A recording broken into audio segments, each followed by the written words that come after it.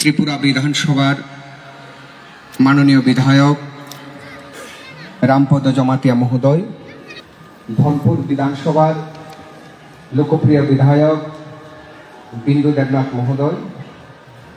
উপস্থিত আছেন মোহনভোগ পঞ্চায়েত সমিতির মাননীয় চেয়ারম্যান শ্রী শিবাজ ভৌমিক মহোদয়, উপস্থিত আছেন ব্লক অ্যাডভাইজারি কমিটির মোহনভোগ পঞ্চায়েত ব্লকের আমাদের চেয়ারম্যান বাস্যলোকমান নোয়াতিয়া মহোদয়, মঞ্চে উপস্থিত আছেন সোনামুড়া মহকুমা শাসক, উপস্থিত আছেন আমাদের মোহনভোগ গাড়ি ব্লকের বিডিও শ্রীকান্ত চক্রবর্তী মহোদয়, উপস্থিত আছেন আমাদের এসডিপিও মহোদয় এবং উপস্থিত আছেন আমাদের যারা রায় রয়েছেন এবং এই মেলা কমিটির যারা দায়িত্বপ্রাপ্ত সবাইকে এবং মেলার যারা জাতি জনজাতি সবাইকে আমার ব্যক্তিগত পক্ষ থেকে তথা মোহনভোগ পঞ্চায়েত সমিতির পক্ষ থেকে শুভ সন্ধ্যা, শুভেচ্ছা। আমি আজকে 4 বছর যাবত এই মেলা কমিটির আহ্বানে আমি উপস্থিত, এই বছর নিয়ে 4 বছর উপস্থিত হয়েছি। সত্যি প্রথম বছর যেরকমভাবে উপস্থিত হয়েছিলাম তার থেকে আজকের দিনের যেই উপস্থিতি এবং যে ব্যবস্থাপনা অনেকটা আপডেট হয়েছে। তোর সঙ্গে আজকে 138তম বছর যে পদার্পণ করেছে এই মেলা, রাসমেলাকে কেন্দ্র করে রাস উৎসব, যেটা আমাদের হিন্দু ধর্মের যে রাধা কৃষ্ণের যে রাস, সেই রাসকে কেন্দ্র করে এই মেলার যে জাতি জনজাতিদের যে মিলন প্রাঙ্গণ, সেটাকে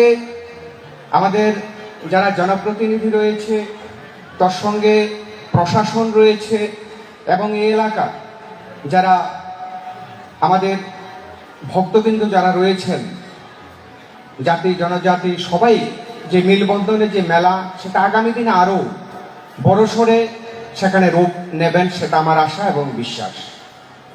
এবং ইতিমধ্যে আমি আপনাদের কাছে সেটা বলতে পারি খুবই গর্বিত হচ্ছি যে আগামী এই যে মেলা যে আপডেট আমি বলেছি, সেটা আমাদের এই এলাকার লোকপ্রিয় বিধায়ক বিন্দু দেবনাথের প্রচেষ্টায় আমাদের এই যে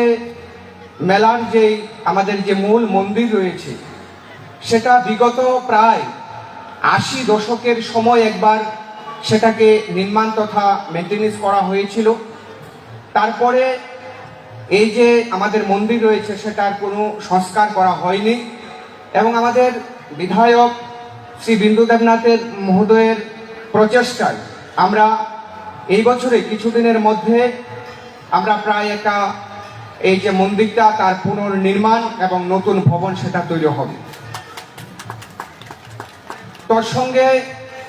আমি আশা করি আমাদের এই যে মিলন মেলা, সেটা অন্য বছরের না, এই বছরও এই এলাকার সম্মান এবং গরিমা রক্ষা করবেন এবং অত্র এলাকার যে সুনাম, সেটা সুনামের সহিত, যেহেতু 138তম বছর, সেটা আগামী দিনেও সেখানে আজকের এই মেলা থেকে অনুপ্রাণিত হবে। এবং এই মঞ্চে আবারও যারা উপস্থিত হয়েছেন, আমি আবারও সবাইকে ধন্যবাদ জানিয়ে আমার